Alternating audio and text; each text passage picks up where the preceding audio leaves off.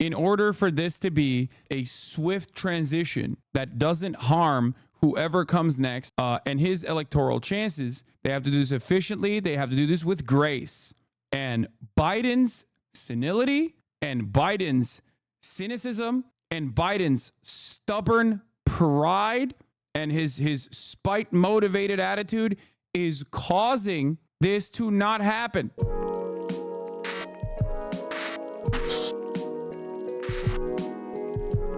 I'm saying it. Richie Torres had this to say: in determining how to proceed as a party, there must be a serious reckoning with how down ballot effective whoever we nominate. What matters is not how we feel, but what the numbers tell us. An unsentimental analysis of cold hard numbers, which there's no personal feelings or political loyalty, should inform what we decide and whom we nominate. If we're going to choose a particular path, we should be clear-eyed about the consequences. Blindness is not bliss amid the terrifying threat of a Trump presidency. That's crazy. He's losing Israel's strongest. He's losing Israel's strongest representative. Okay. This is funny. Everyone under 50. Joe has dementia. It's obvious. Everyone closer to Joe's age. I don't know. Maybe the sun was just in his eyes. I will never die. Exactly. New Hakeem Jeffries told House Dems in meetings this week, including today, that he's going to relay the concerns he's hearing to Biden. Two sources tell Manu Raju. And Jeffries backs Biden and has been in listening mode, but this is the latest sign that Dem panic isn't going away. My favorite part about this past week has been, and I'm going to get to it in a second when we talk about Nancy Pelosi. Okay. My favorite part about this past week has been the new method that Democrats have decided to apply to the chaos, which is, oh, Joe will make a decision soon. It's like, what do you mean he'll make a decision soon? He has said he's running like 18 times, bro. Fuck you mean? Let's talk about Nancy Pelosi. I'm going to skip it. I'm going to get to this because Nancy Pelosi was on Morning Joe, which has an audience of one. Okay. This is specifically for one guy. Okay. It is identical to Donald Trump in that regard. Obviously, the Fox and Friends, or was it Fox 5? No, it's Fox and Friends of the Morning was for Donald Trump. He loved that show. He watched it all day, every day. He called into it. Morning Joe is Joe Biden's Fox and Friends. Okay. And so Nancy Pelosi's like, hey, let me publicly go on here and just, reiterate some concerns. Okay. And she did. She sure did. Let's take a look. Speaker Emerita, Democratic Congresswoman Nancy Pelosi of California, and the leader of the Democratic opposition of Belarus, Svetlana Tikhanovskaya. Thank you very much, both of you, for joining us. Of course, Svetlana fled Belarus in 2020 after running against authoritarian leader Alexander Lukashenko in the presidential election, and is widely thought to have won, despite Lukashenko declaring victory amid widespread reports of the election being rigged in his favor. Sound familiar? Svetlana and former Speaker Pelosi are the co-authors of a new op-ed in the Washington Post entitled "NATO is a Bulwark Against Tyranny." Thank you both very much for joining us. Speaker Pelosi, I want to start with you on President Biden first, because over... What was the makeup person on strike? Nancy Pelosi looks ridiculous. I actually disagree. I saw pieces of this interview earlier this morning, and I actually thought she looks kind of nice. Like, this is completely irrelevant to the main point of contention here, but I think Nancy Pelosi here, without like the crazy old person makeup that she normally does, legitimately looks kind of good. Like, I think this is a good, this is a much, are you drunk? No, I think she looks a lot better with, subtle makeup rather than the classic old person cake that she puts on normally. Good in a grandma way. Guys, not everything has to mean that I want to her. What are you talking about? Like, I'm not saying I want to have sex with Nancy Pelosi here, you freaks. I'm just saying that, like, there's a type of makeup that old people do where you're just like kind of sad when you see it. You're like, oh, that's not the best. Like, I can kind of smell it when I see it. You know what I mean? Like your grandma's cologne or perfume, basically. That's what it looks like. It's just a very just in your face. She didn't do that today. She had a much more reserved, like much, much more, how do I describe it? I don't even know what the proper term for it is because I don't ever talk about makeup, but it's a more natural look, and I think it's good. It's better.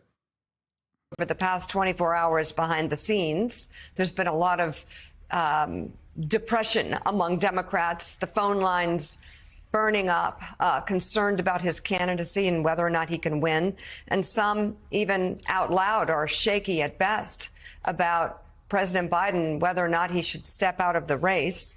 The headlines, the polling, it all feels very dark. How do you think the president is doing in light of his poor debate performance? Can he do more? And what do you say to Democrats in Congress and even members of the Senate who are beginning to waver in their support? She looks exhumed, Lamau. Bro, what are you talking about? She's literally the Crypt Creeper. She's old as That's just how she looks. I'm simply stating that she looks better with this level of makeup than she does with the normal level of makeup that she puts on. Okay, she's not beating it as hard, and I think it looks better in comparison. Okay, sometimes chat thinks I'm comparing her to Dua Lipa or something. You guys do not understand that, like, when I analyze something, oftentimes I'm analyzing it, and I clearly will tell you, I'm analyzing it with like very clear-cut boundaries. Okay, she's still a corpse. There's nothing you can do about that. She's just old. That's just the passage of time. That's just a thing that happens. Okay. Good morning, Mika. That's one version of the story. What I do want to say is that yesterday I was honored to be present at the president's speech at NATO. He was absolutely spectacular. He was received over and over again with ovations for what he had to say and the force with which he said it. And then he gave the Presidential Medal of Freedom to Jens Stoltenberg, the Dude, one thing I need you guys to pay attention to right now, one thing I need you to pay attention to is that anytime somebody talks about Biden, or specifically to Biden, okay, because that's what Nancy's doing here, they always talk like they're talking about like a child or, I don't know, a dog that is, going to die soon. And everyone is just like, there's this energy in the air where everyone's like, yeah, he's doing his very best. He's such a good boy. He's such a good boy. Isn't he such a good boy? He's doing the NATO thing. It's a big week for him. Okay? He's so brave. He's doing his goodest, his darndest. And it's crazy. It's like, bro, that's the president. Okay? That's the president. We're not hyping up a 5-year-old for coloring inside the lines here. What do you mean? He's having a big week, okay? It's NATO's 75th year anniversary. It's a big week for Brandon. Secretary General of NATO. I felt very honored by that because, as one who has received it, Jen's getting it brought luster to that honor. So it was a beautifully received, energetic presentation by the president. Politics is politics. People have their interest in terms of their own region and the rest. And so we are the Democratic Party, a party that is, shall we say, not lockstep. But this president has been a great president. And I can tell you firsthand, as a person who orchestrated many of the pieces of legislation that the president takes great pride in, and he should, because he was there at the table, chapter and verse, very conversant, with a vision, a purpose. That's crazy. He was able to speak. The president, folks, isn't he the best? He was capable of speech. Okay? That's right. He was holding his own like the goodest boy. He was holding his own. Now, obviously, this isn't the main point, okay? The main point is coming, and you'll see when it comes. But she's doing the classic Democrat that's like trying to tell Biden to step down move, where they just like spend the first 10 minutes talking about how great he is. Okay, talking about how wonderful of a job he's doing. He carries himself with so much charisma and pizzazz. Okay, and it's open face shit sandwich. Yeah, no, literally, it's just like it's the compliment sandwich. Okay, just understand he is deserving of all of the vanilla ice cream in the White House tonight. Okay, he's a good boy. With the knowledge of the issues, with values underlining it all, and again, always asking the question, what does this mean to working families in our country? So any thought that he wasn't able to deliver on all of those is, I can just say, just didn't happen. So, Madam Speaker, you just went through the president's record, but let me ask you about the current moment. Does he have your support to be the head of the Democratic ticket? As long as the president had it's up to the president to say.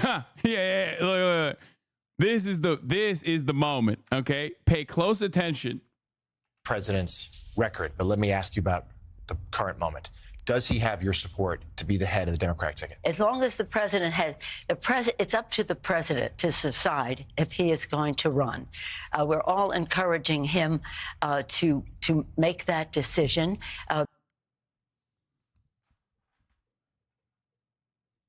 I'm sorry. Make the choice to run. Nancy Pelosi has not been in a vacuum for the past week. She knows the president has decided. Why is she acting like he hasn't decided? He keeps saying, I'm running, Jack. What do you mean? Oh, it's up to the president to make that decision. He literally said, only God can take me out of this race. And then said, if someone wants to unseat me, they should run against me. Primaries are over, and he's over here being like, run against me, Jack. So why is Nancy Pelosi saying that? Why is Nancy Pelosi saying, oh, the president needs to make a decision? We're just all encouraging him to make the decision. He's made his decision. He's made his decision so many times over, as a matter of fact. So why is Nancy Pelosi still acting like the president has not made this decision? Is it because the Democratic Party apparatus only has one speed and that's just gaslighting? Sure, that's valid. They do love doing that. They do love acting like the things that everyone can see and hear and understand and internalize are easily avoidable, right? You could just be like, oh, yeah, he hasn't decided yet. No, he has. He has said it time and time again, which he is going to address in a second. Let's keep going. Because time is running short. I think overwhelming support of the caucus. It's not for me to say. I'm not the head of the caucus anymore. But he's beloved. He is respected, and people want him to make that decision. Not me. He has said he has made the decision. He has said firmly this week he is going to run. Do you want him to run? I want him to do whatever he decides to do, and that's the way it is. Whatever he. What do you mean? Well, okay, so let's say Nancy Pelosi hadn't heard Biden say he's going to run, right? Let's say Nancy Pelosi is shocked, okay, at this new information that she just found out, okay, on Morning Joe. What's the reaction? Why is she not addressing the new information that she just found out about? Oh, the president has made his decision? That's weird. People want him to make that decision, not me. He has said he has made the decision. He has said firmly this week he is going to run. Do you want him to run? I want him to do whatever he decides to do. And that's the way it is. Whatever he decides, we go with. I think it's really important, and I would hope everyone would join in, to let him deal with this NATO conference. This is a very big deal. Over 30 heads of state are here. All of his friends are here. Let him have his little party. Come on. It's a big week for him. He's a big boy. This is a big week. He's been trying to put this party together. It's a tea party. Okay? Let him have his moment. He's just a little guy. And then he'll make his decision. It's like he has, though. But he has, though. That's not what this conversation is about. Now, the reason why she's answering in the way that she's answering this question, which is a very direct question, obviously, is for the reasons that I mentioned time and time again over the course of the past week plus now, which is they can't openly say, I, Nancy Pelosi, Speaker Emeritus, one of the most, influential older members of the Democratic Party who have been a lifelong Democrat and a bulwark of institutionalist Democratic Party defense, am saying Joe Biden needs to step aside. She can't say that. That's chaotic. So she's trying to communicate to Joseph Robinette Brandon from the television, hey, dickhead, come on, drop out. Am I huffing copium to think this means he will step down after NATO meeting or they will push harder? Well, the closed door caucus meetings are happening and have been happening for the past 2 days now, for the past 3 days now. And the issue is it's very back and forth. But more and more senators and House of Representatives, like representatives in the House, are coming out and saying like, yeah, no, this can't continue. Okay? The host of it, and that means not just hosting, it means orchestrating the discussion and setting the agenda, and he's doing so magnificently. And I've said to everyone, wouldn't that message be taken better by Joe if she went and talked to him personally rather than doing it on TV? Like, why not just go to the White House and ask him straight up? I don't know what the best answer to that question is. It's pure speculation, right? But my speculation is that they have tried to pressure him. He's just not really listening. He's very stubborn.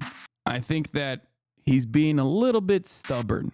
If you notice, like, he didn't even talk to like, he did not calm his own party for a week after the debate.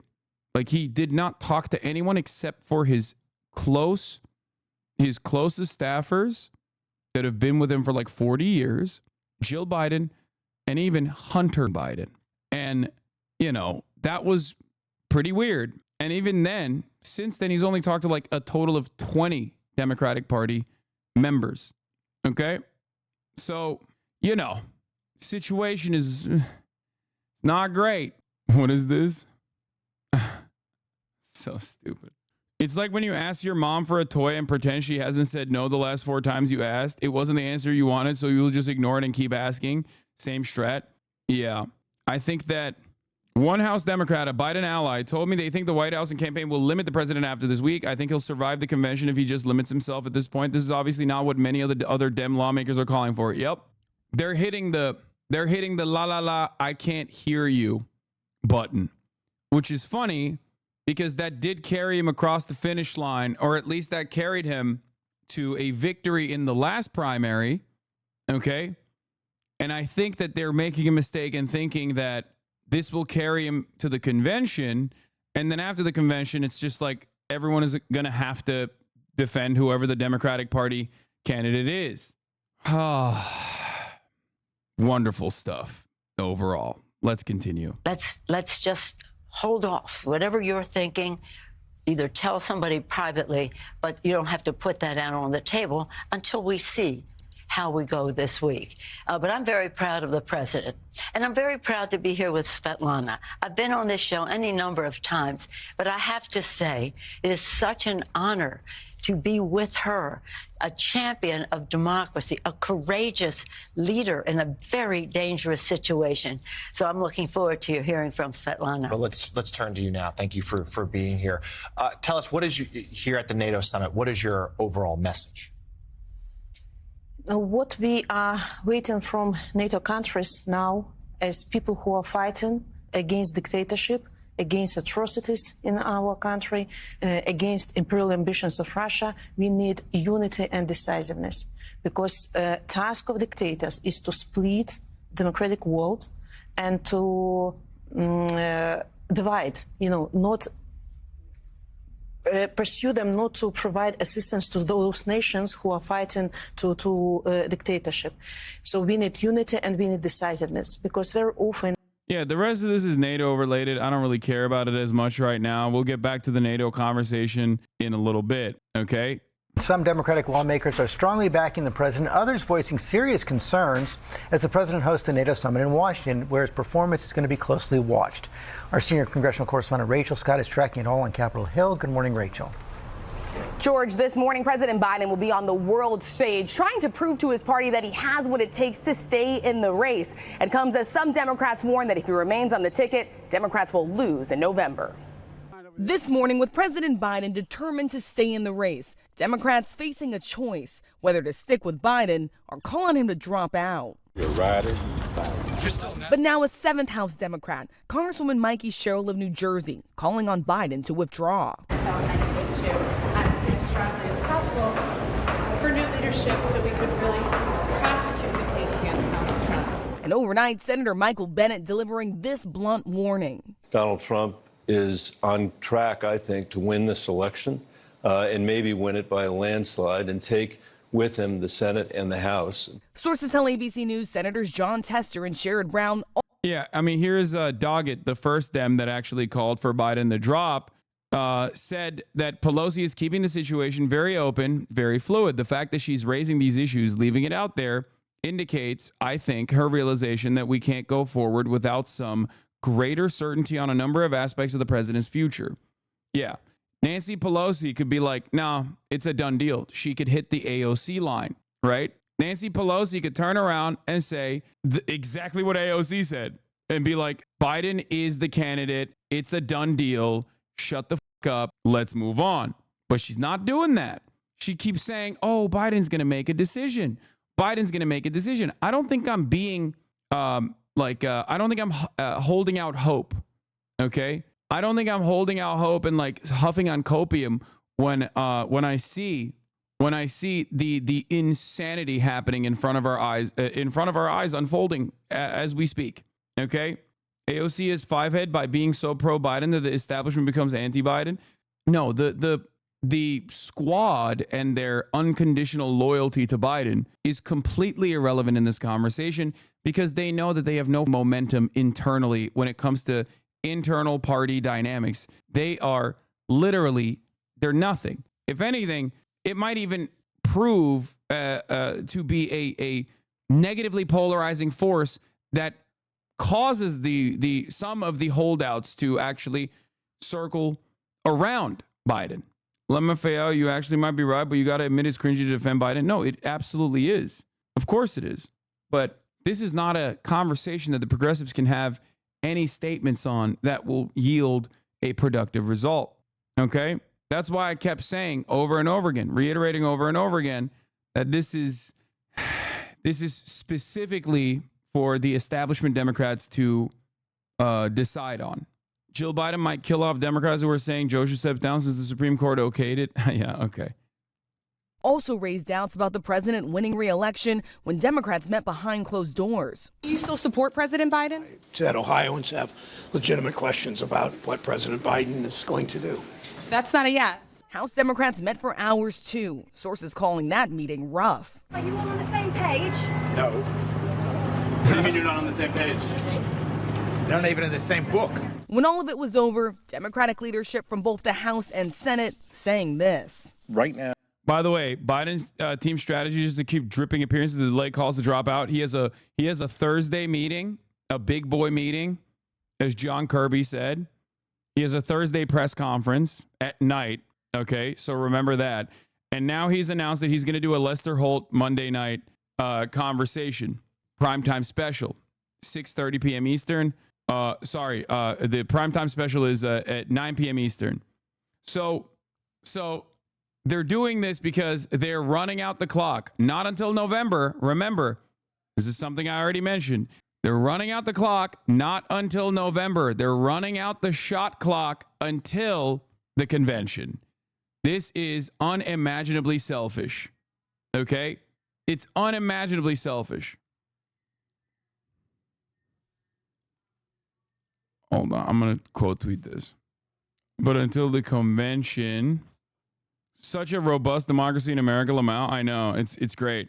Why did the convention? Do normies even care about that? It's not about the normies. It's about the Democrats. It's not about the normies. It's not about the voters. I don't think you understand. This is not about the voters at all. This conversation is being had internally within the Democratic Party. If he makes it to the convention, it's over. Like, there's no going back from that. He knows that obviously no Democrat is going to come out and be like, that's the presidential candidate, but I can't in good conscience vote for him. No, of course. Of course they're going to unite. And they're going to, whether they want to or not, shut the fuck up and go with Joe. That is literally what is going on here. The Democrats will absolutely fall in line if he makes it to the convention. And he knows that, and that's precisely why, or his team knows that, and that's precisely why they're trying to run out the clock, not until November, but until the convention. So the Dems unite behind the ticket when it's impossible to swap him. Could they backstab him at the convention? Yes, but that's very unlikely. I think this conversation needs to be had, like I said, in order for this to be a swift transition that doesn't harm whoever comes next, or Brandon himself, really, and his electoral chances, his election chances. They have to do this quickly. They have to do this efficiently. They have to do this with grace. And Biden's senility and Biden's cynicism and Biden's stubborn pride and his spite-motivated attitude is causing this to not happen, which is wild. Seems like they're trying to run out the clock, not until November, but until the conventions where the Dems unite behind the ticket when it's impossible to swap them out. Bold move from a spiteful, refuses to listen to reason. Won't get the dire. To listen to reason or read the polls. Does it seem like they are doing it, though? There seems to be too many pro-Biden people, and holdouts have any convincing move on him. No, the holdouts, I believe you, but what do you mean spiteful? Biden has been running for president for like 40 years at this point, okay? He ran for president for 40 years, and he finally got it. And when you hear him say, they always ruled me out, but I won time and time again, okay? He's right. That isn't just, you made this exact same tweet 2 days ago. I know, I keep doing it again and again. Biden isn't trying to get across the finish line on November 5th. He's trying to actively run out the clock until the convention so that it's far too late to swap him out without consequence. It's an insanely selfish strategy from a spiteful man. I know. Why are you calling me out? So is it against the rules or something for the DNC to change their nominee after the convention? Yes, the convention is where you officially designate the nominee. Obviously, if someone dies after the convention, that would be chaotic. But like, I'm sure there is like a mechanism there. But no, the convention is the finale. Like, that's it. It would be virtually impossible after the convention to swap them out. And even in the convention, there's obviously the DNC could technically choose whoever the fuck they want. Okay? Obviously, at the convention, the DNC could technically, legally choose whoever they want as their candidate. Actually, that is a thing that they could do. Please change your profile pic. I'll change it if you can find that same pic without the LGBT background. But, I'm not going to do that on my own. Don't change it. I do want to change it. It's just I'm too lazy to change it myself. Yeah, we got the Lieutenant Governor of New York as well. Hold on. I'll change it. I'll change my Twitter profile pic now. I'll change it. I'll change it right now. What the It's a different hat. How did you find that? Okay, boom. I changed it. I've done that with a different hat as well. That's crazy. Is the Mr. Beast thing a meme, or did he say something? No, he did say it.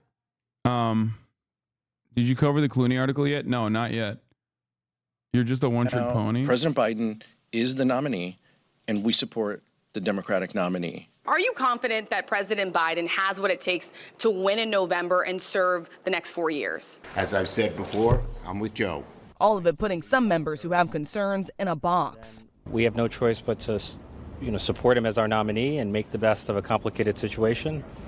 That's the concession to the political reality we face. But this morning, former House Speaker Nancy Pelosi stopped short of saying he should run and said Democrats should hold off until they see how this week goes. It's up to the president to decide if he is going to. I like that the media is not even playing along with Nancy Pelosi's wishy-washy centrism and immediately cutting through that noise and going, yeah, no, she said, we'll wait this week out.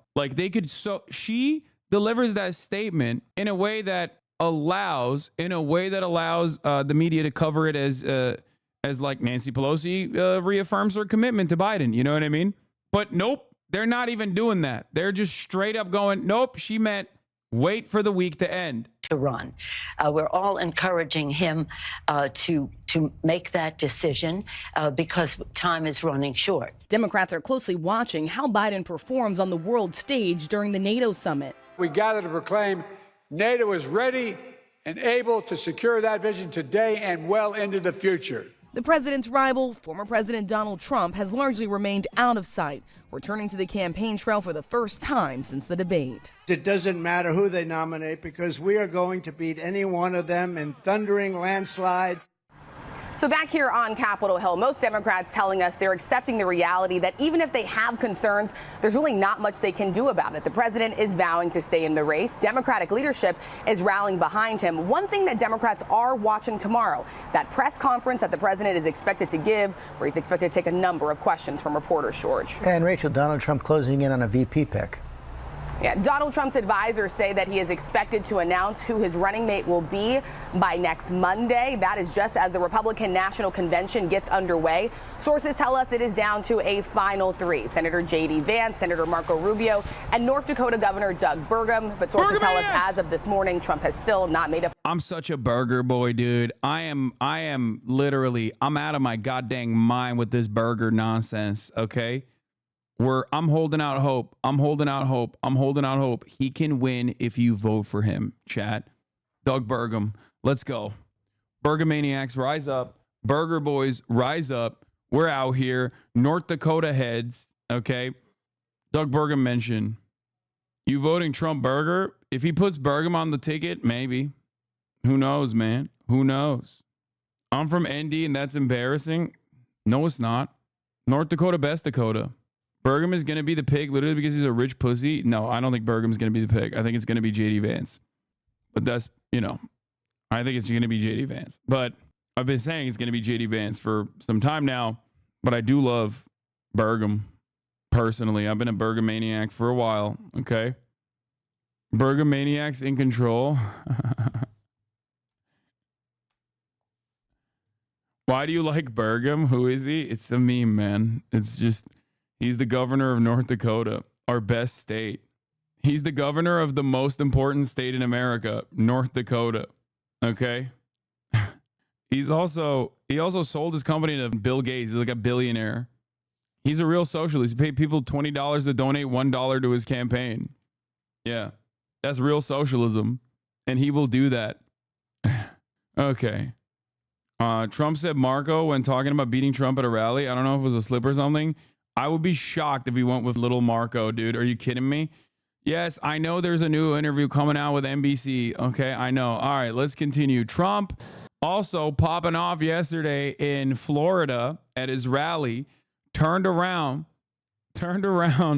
and straight up demanded another debate. He is, he's having a good time with this. To politics now, former President Donald Trump was out in the heat last night in Florida at a rally at one of his golf courses there. And in front of the overheated crowd, he took aim at President Biden's health and issued a new debate challenge. Meanwhile, President Biden gave a major speech to NATO in Washington yesterday as he tries to show he has the energy to keep doing this job. Our team is covering both sides of that story, but we're going to start with Caitlin Huey-Burns, who's at the Trump rally, or was last night there in steamy Miami. Caitlin, good morning to you. Good morning to you, Tony. Well, at that rally last night, Donald Trump wasted no time going after his rival. He actually challenged Biden to another debate this week without moderators. And in a nod to a more memorable exchange from the last debate, he also challenged Biden to a golf match. Former President Donald Trump back on the campaign trail for the first time in over 10 days. Joe is, in fact, all talk and no action. Capitalizing on President Biden's struggles with his own party. Joe's own party now wants him to throw in the towel and surrender the presidency after a single 90-minute performance. With the Republican National Convention starting on Monday, Trump is preparing to announce his running mate. One of the contenders joined him last night. Florida Senator Marco Rubio stepped up the attacks against Vice President Kamala Harris. Of all the crazy left-wing policies that they want for our country, she supported every single one of them. As for Republican policies, like the only benefit that little Marco gives Trump, I guess, is that he's like seen as like a more reasonable Republican. So it's a way to center him. But I don't know how much play he has with like investors or donors rather, in the way that like JD Vance opens up like an entire avenue of Silicon Valley style donors, specifically Peter Thiel. Trump relies on that. Latino too. I don't think anybody gives a shit about that. Like, what do you guys think that the Cuban vote is not 98% Bashar al-Assad numbers for Donald Trump in Florida? What are we talking about? Like, yeah, he really needs Marco Rubio to pack up the Cuban vote, dude. Are you kidding me?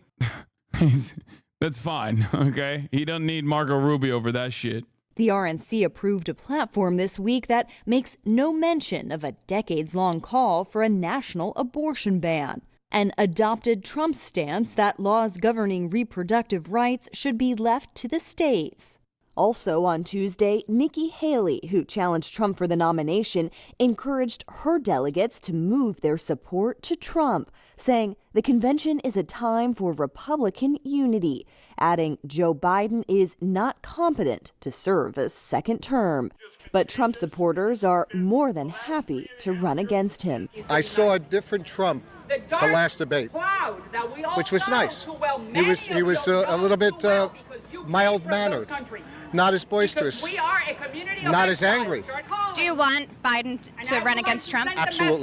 Dude, it's great. The Trump team is relying on the short-term memory loss that Americans have to basically moderate his positions, moderate the Republican Party's positions, make it seem like they're actually a totally different Republican Party than the one that has like communicated how insane they are. Okay? It's awesome.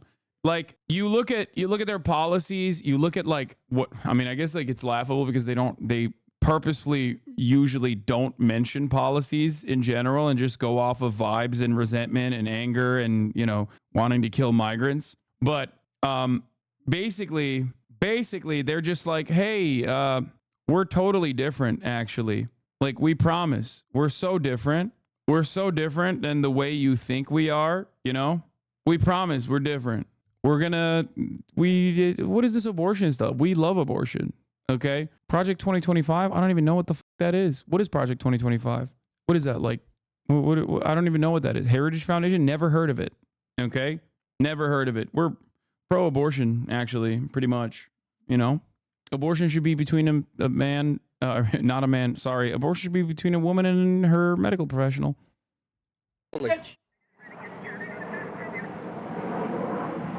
Now, when it comes to that golf match, Biden's campaign said in a statement last night that the president doesn't have time for, quote, Trump's weird antics. Donald Trump will be back on the campaign trail on Saturday with a rally in the battleground state of Pennsylvania. And the Republican National Convention, of course, starts next week in Milwaukee. All right, Caitlin, thank you. The Democratic infighting over President Biden's future is boiling over. So as we were talking, covering all this news, as I mentioned, that 8th House Democrat, he's a New York congressman, Pat Ryan, he's described as a moderate. Well, he's now urging Biden to step aside. He says that it's a, quote, grave disservice to call Biden the party's best candidate.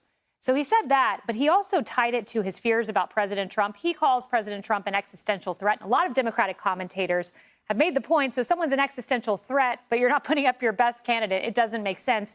You can't have it both ways. Also, during our That someone was me. I'm the someone. I'm the one who said that.